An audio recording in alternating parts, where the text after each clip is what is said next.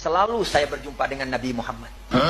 Pergi ke Madinah, saya tidak mau pulang, saya mau tinggal di Madinah. Tapi Nabi selalu bersabda kepada saya, irji ila Indonesia, fa innaka fikal barakah. Kau pulang ke Indonesia, nanti barakatnya ada di sana. Saya pergi ke Makkah, tidak mau pulang ke Indonesia. Datang lagi Nabi, pulang ke Indonesia. Di sana ada barakatnya untuk kamu. Untuk siapa wali kutub zaman ini, wallahu alam. Saya bukan wali, maka saya nggak tahu siapa wali sekarang ini. Dan para awliya salihin belum kita dengar mereka mengisyaratkan kepada fulan atau faltan. Kecuali kalau Anda awliya, Anda dibuka hijab karena ada undangan, ya, ada pelantikan. Ketika melantik kutub itu semua awliya ini di dunia ini diundang. Supaya mereka tahu, ini ketua Anda sekarang. Yang melantik Nabi Muhammad SAW. Dan seluruh awliya sedunia tahu. Maka siapapun yang menyaksikan acara ini, kalau dia wali, dia gunting kuku yang disunahkan itu Senin, Kamis, Jumat. Selebihnya jangan. Orang yang potong kuku di hari Selasa akan dimiskinkan oleh Allah. Orang yang potong kuku di hari Rebo punya penyakit nggak bakal sembuh. Orang yang potong kuku di hari Sabtu jodohnya dijauhkan oleh Allah. Orang yang potong kuku di hari Minggu tidak akan pernah mendapatkan rahmat dari Allah. Lu potong kuku kapan lu? PA. Potong kuku Senin, Kamis. Motongnya di mana? Teras rumah. Keluar dari rumah. Kenapa? Orang yang potong kuku di dalam rumah rezekinya bakal diseretin sama Allah. Maula Dawila mengatakan, wahai anak-anakku, aku kepingin tahu sudah nyampe mana kamu itu. Coba ayo, coba terbang satu-satu. Disuruh terbang satu-satu. Terbang satu-satu. Terus, tinggal yang paling kecil kalau nggak salah Habib Abdurrahman Segaf. Diri Abdurrahman, terbang. Marhaba. Takut anu bang. Terbang ditembus. Sampai atap rumahnya ditembus jebol. Dus. Kemudian kata Habib Muhammad Maulana, ngerusak gitu. Turun. Tapi ya nggak ngomong ngerusak nih, nggak tambahan dari saya. Dus ditembus kemudian turun cukup ngerusak atap kami. Kemudian kata Habib Abdurrahman Segaf, demi Allah, kalau aku nggak dipanggil sama abahku, langit itu aku tembus. Itu Habib Abdurrahman Segaf. Allah Habib Abdurrahman Segaf. Itu bajunya Habib Abdurrahman Segaf kalau dibuka, ditaruh centelan, bajunya itu, dari bajunya itu keluar suara dikit. Allah. Dari bajunya. Tasbih, beliau punya tasbih. Tasbihnya kalau ditaruh, tasbihnya jalan. Tak. Dikira sama diisi, tasbih masih dipakai. Hati-hati lah ente. Rijal Ghaib itu wali. Rijal Ghaib itu langsung baiat Nabi Khidir. Ulama-ulama ahlu sunnah dulu bergerak, itu dibimbing Nabi Allah Khidir. Makanya bintangnya berapa tuh bintangnya? Kalau dia itu dari beliau tuh bintangnya. Simbol-simbolnya dari beliau semua itu. Maka bagi ulama ahlu sunnah, ijma' bahwa Nabi Allah Khidir hayyan, masih hidup. Kata kawan, mana dalilnya? Nah, kan gitu ya. Bener ya? Mana? Emang kalau kita kasih dalilnya dia berubah?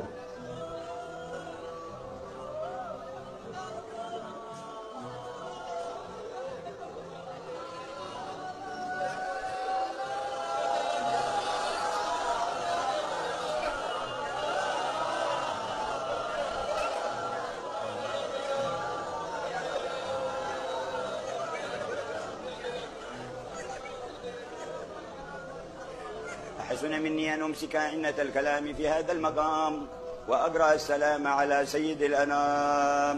السلام عليك أيها النبي ورحمة الله وبركاته. السلام عليك أيها النبي ورحمة الله وبركاته. السلام عليك أيها النبي ورحمة الله وبركاته. Tadi dikatakan oleh Guru Syekh Razi, orang yang pernah melihatku atau melihat orang yang pernah melihatku sampai habis nafas terakhir beliau, sampai habis nafas Imam Ali Al-Habsyi, beliau mengatakan orang seperti ini, yaitu melihatku, melihat orang yang melihatku, itu insya Allah akan berada di dalam surga. Sekarang ini tentang niat disebutkan oleh Syekh Al-Habib Umar tentang niat menghafalkan Quran. Dulu beliau mewasiatkan kepada talabatul ilm niat hafalin Al-Quran. Walaupun nggak kesampaian, seandainya meninggal dunia sedangkan dia belum selesai menghafalkan Al-Quran, belum kesampaian, maka Allah Ta'ala utus malaikat di dalam kuburannya yang ngebantu dia menghafalkan Al-Quran. Jadi ada les private ngajarin dia Al-Quran hingga dibangkit hari kiamat udah hafal Al-Quran, masuk di dalam barisannya Ahlul Quran, Ahlullah wa khasatuh. Berapa lama kira-kira Habib Muhammad bin Idris itu menetap di Surabaya? Nah itu seperti yang saya katakan, tidak netap di Surabaya, beliau netapnya di Cirebon. Taradud di mana? Tapi ya, beliau cuma sering datang ke Surabaya, tiap 2 bulan, 3 bulan sekali datang ke Surabaya. Dan di Surabaya pun hanya sekitar seminggu 2 minggu kembali. Karena beliau sangat cinta sama Surabaya. Sangat senang sekali dengan Surabaya. Bahkan Habib Abu Bakar bin Muhammad As-Segaf kan mengatakan, Surabaya malhudun min qibali Nabi Muhammad SAW. Surabaya ini diperhatikan oleh Nabi Muhammad SAW. Yatufu bihada iman sallallahu alaihi wasallam. Rasulullah itu selalu tawaf di Surabaya. Cocok aja pas ziarah ke Madinah. Guru sekumpul presiden, aku presiden. Ziarah ke Madinah, maka dicium oleh Nabi Muhammad lintuhutku lututku. Begitu kita sampai ke nisan Rasulullah, Rasulullah begini. Lihat Zaini datang begini. Umurnya bergerak keluarlah. Wah, dia harap guru kah harap Nabi kah? Jadi mencium lintuhut. Ikam kada menjalani jalan itu, ikam kada menjalani jadi kada tahu. Kada menjalani. Kenapa diri Rasulullah tidak mencium lintuhut guru sekumpul? Karena guru sekumpul karam Rasulullah. Kenapa jadi karam? Si bin karam karena panah lawan Nabi. Maka hilang perasaan si bin. Memang ada Sayyidul Wujud Habibuna Muhammad. Tidak ada lagi pandangan ma'rifat kecuali Habibuna Muhammad. Memang ada itu. Bukan guru sekumpul pada hakikatnya Sayyiduna Muhammad. Cuma rupanya rupa guru sekumpul. Ya Maulana ya Kudus. Wah, tawasul ini. Kalau orang betul fulus, sering-sering tawasul dengan bangsa Al-Idrus. Ya Maulana ya Kudus sahil alaina al-fulus. Dijahi Habib Abdullah Al-Idrus. Tawasul sama Al-Idrus. Habib Abdullah juga. Ya. Mereka itu tawasul seperti itu tuh dipakai doa. Kalau orang yang nggak ngerti, dibilang apa? Syirik. Oh, tuain jaluk kayak gini. Syirik ini, lo untuk syirik ini tidak paham. Ya, ini tawasul dengan orang soleh. Kalau kita doa langsung dikabul, tapi pending, lemot, ya lelet. Jaringannya apa? Lelet. Karena kenapa? Dosanya apa? Banyak. Tapi kalau kita tawasul dengan orang soleh, menyebut nama orang soleh, maka doa kita insya Allah tembus di lapis langit langsung dikabulkan oleh Allah Subhanahu wa Ta'ala. Makanya kalau lagi kesusahan duit, kesusahan fulus, banyak tawasul dengan al-bangsa Al-Idrus. Ya Maulana, ya Kudus. Ayo diikuti. Ya Maulana, ya Kudus. Sahil alaina fulus. Mantap. Ummah tuan-tuan, alhamdulillah. Mudah-mudahan Bapak Zul boleh sapanya selamat.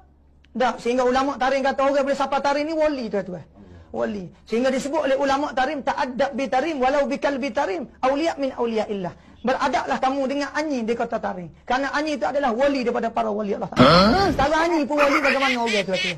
Nak ayat tingginya akhlak di kota tarim. Nah, maka karena dia menunjukkan membuka sedikit tabir sifat Allah, sifatul hayat, dia ambil tanah ditiup kan?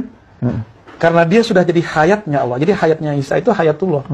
Tinggal dia kun kan, jadi burung. Jadi burung. Iya. Yang mati jadi hidup lagi. Saya pernah praktekin itu, Pak.